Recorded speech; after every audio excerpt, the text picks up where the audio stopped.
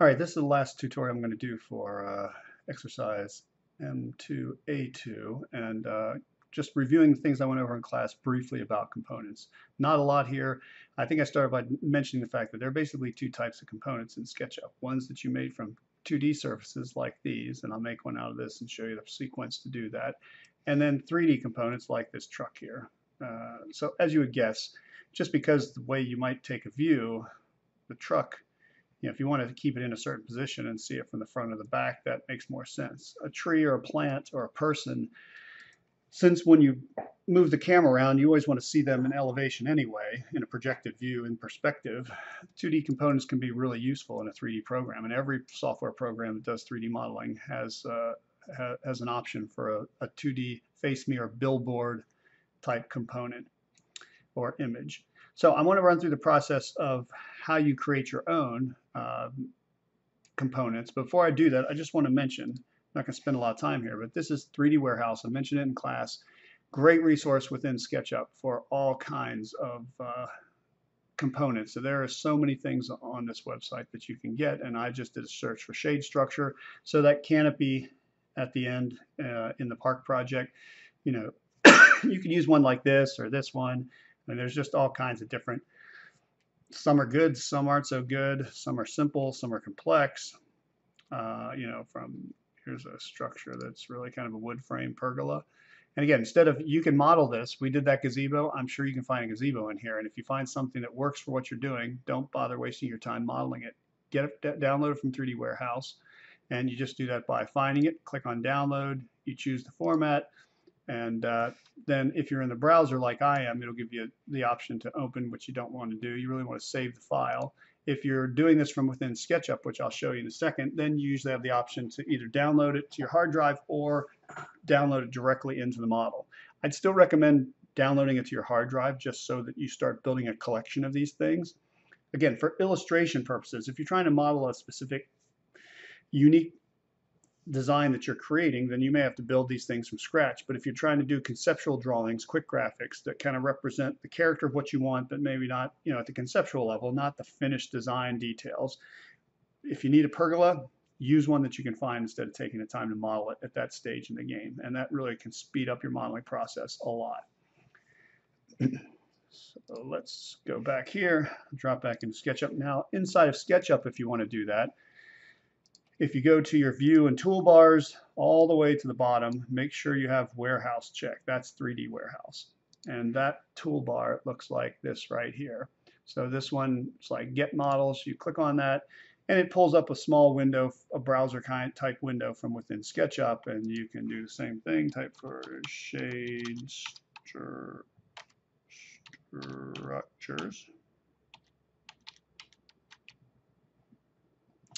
And click search, and you get kind of the same thing. So I can go through this, say, oh, I like this one, it's kind of nice.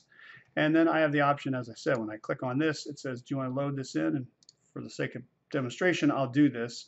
Now the thing is, that window kind of closes, so if you want to find another element, you have to go back in. If you have the browser open in a browser window, you can just keep going through here and downloading them as you need them. So I kind of prefer using the browser myself, but sometimes I'm just looking for a specific thing in SketchUp. I'll do it that way. So again, in this case, the component, say I want the shade structure, it comes in as a group. Now in this case, it's not really very useful because none of this other stuff is grouped.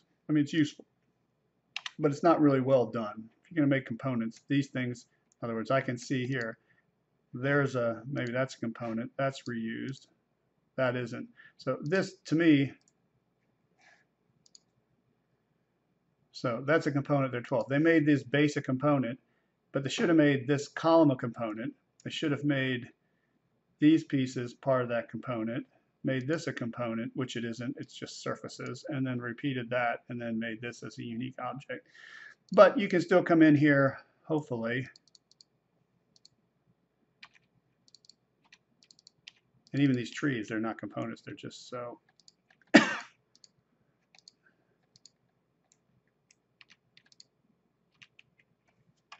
So in order to use this, it does make it more complicated, but I could come in here. Even if I don't get the bottom of the things, just do that. Make it a group. Select all. Shift click on that. Delete. Come in here, delete these numbers. They're giving me dimensions, which is great and dandy. I don't need this person. And then I can come in here and explode this. And when I start seeing this, you know, this is what this is. Delete that and get rid of here. And now I've got a component that you know, just gives me the sage structure. If I want to make it a little bit bigger, I can scale it corner to corner. And that one would do fine in that area that we have defined. And if it needs to be a little shorter, well, you can just squish it in this way a little bit and adjust it till it fits. So that's how you use 3D Warehouse to go in and find the pieces that you need. Now, one of the things you want to look at, just exactly what I was explaining when I go into here, this is a component, this isn't, this isn't. You know, all these repeated elements should have been created as components. You can see the hierarchy in here. We've got this whole, the column, the cross piece, the wires, that's all repeated all the way down here. And then we've got these canopies.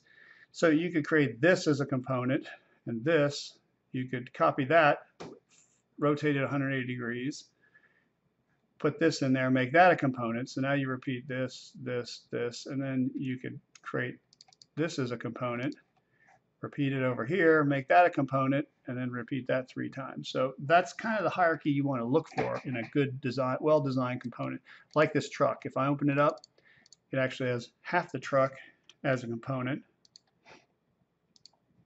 And inside that half, I've got the tires and wheels, which is also a component and is repeated 4 times around there. So that's the structure that you want. It seems kind of like an odd way to make a truck or a car, but it actually saves a lot of geometry. And if you have a complex model, that can be a really good thing. So keep that in mind when you're dealing with 3D components. That's something you want to look for. Doesn't mean you shouldn't use this, it's fine. But if you're designing your own components, that's the way you want to set them up. That's something I've tried to stress in what we've done. And think about that hierarchy and how pieces are reused and how modularity fits in, and your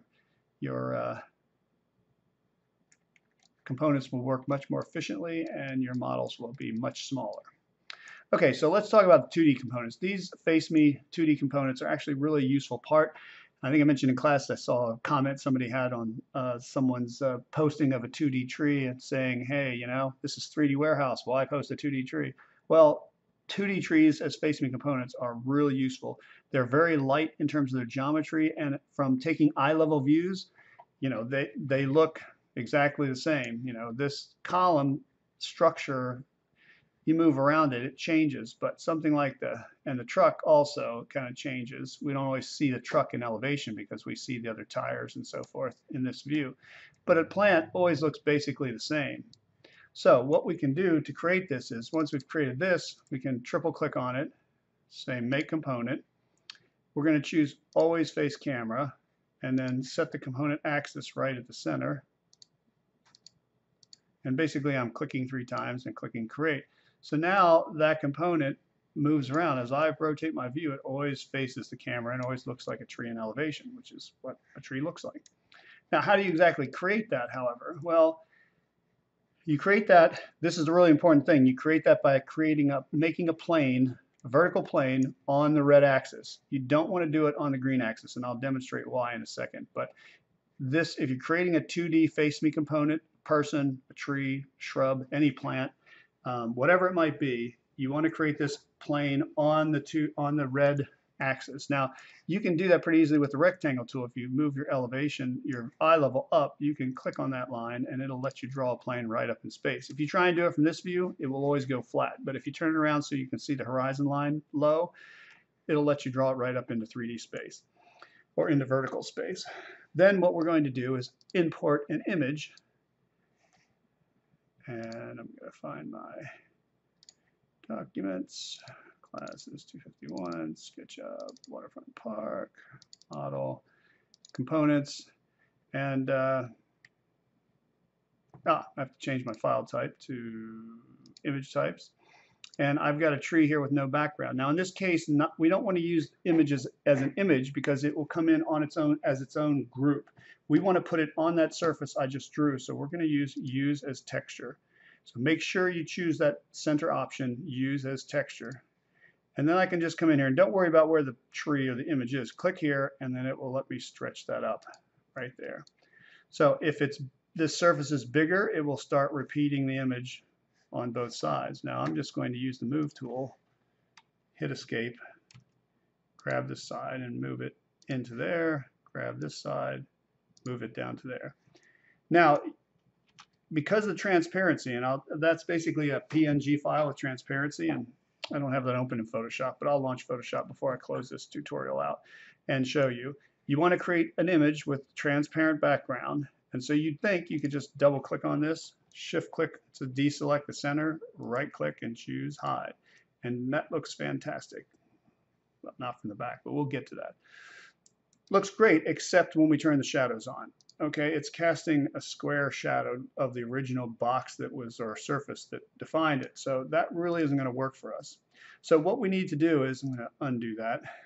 This is one time I will use the freehand drawing tool. Start at the edge and just draw an approximate outline. Okay, you can cut some off. You don't have to be perfect.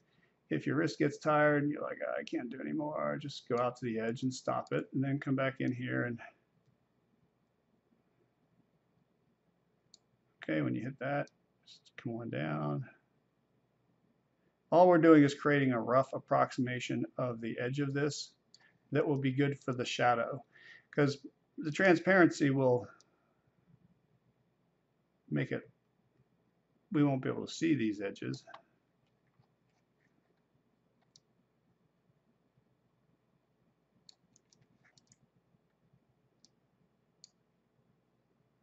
All right, I think maybe I got it. We'll find out. Then take the eraser. As long as those, oops, it's not that, those other lines don't disappear.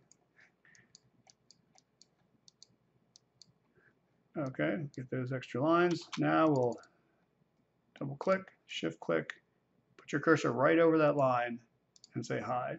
And now when I turn my shadows on, I'm getting that kind of rough approximation of the shape. So you can do that as detailed or as loose as you want. But it doesn't, for the sake of the shadows, particularly if you're looking at those shadows at eye level view, you're really not, you just need to see a little irregularity there to make it believable, and that's it. Now, if you don't take my advice, which you're free not to, you can import that same image as texture, remember? You can place it on this tree, this surface, which is on the green axis. Now, I'm just going to do this and I'm going to make it a component.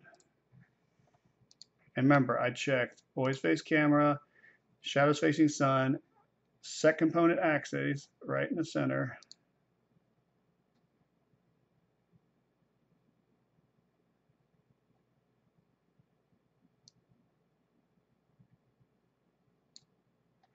There we go. And create. Now, you can see what happens is it never really faces the camera. Oh, you can see the side there. And I think that's just because in SketchUp, if you choose the front view, that view happens to be the elevation that comes up from the red axis, and that's what it considers the front. So if you want the front of the image to face, or the component to face the camera, it has to be created in that plane. I've never read anything about that in the documentation in SketchUp. In fact, I don't think there is anything in there about that. It's just the only way to make it work is to use the red axis. So once I have it done there, I right click, choose Make Component, give it a name,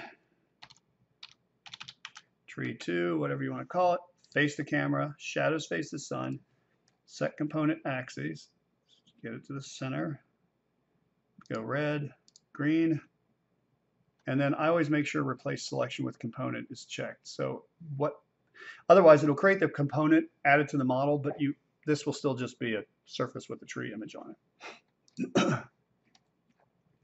And you know you've done it right if you pivot around and that tree base stays exactly at the same place. If you don't, I can show you how to do that. I can move the tree over as though if I move this tree back to kind of where it was out here, and the origin now when I spin it around, it pivots around that axis, but the axis isn't where the tree is. So the tree actually would be moving around in your model. It would appear to move around. So you want to make sure that axis is right in the center so that it pivots around the center point and doesn't, swing into your building or into the middle of the street or something like that. All right, so that's really all there is to making those 2D components. You're free to do that on this exercise. It's not a requirement. If you can find enough trees to fill up the site to create the composition you want, then use them from 3D Warehouse. That's the idea here. Once you get that landform done, you can populate this pretty quickly and have a way to generate some really nice perspectives without having to spend a lot of time modeling the detail. And that's kind of the point of going through this exercise. The next assignment, we're going to deal with AutoCAD SketchUp and look at some other things that come up in that process. But for now, if you want to make custom components, fantastic, you can do it. But if you don't, download good ones, make sure they work and that they're not too complex, and use them in your design to fill out the details.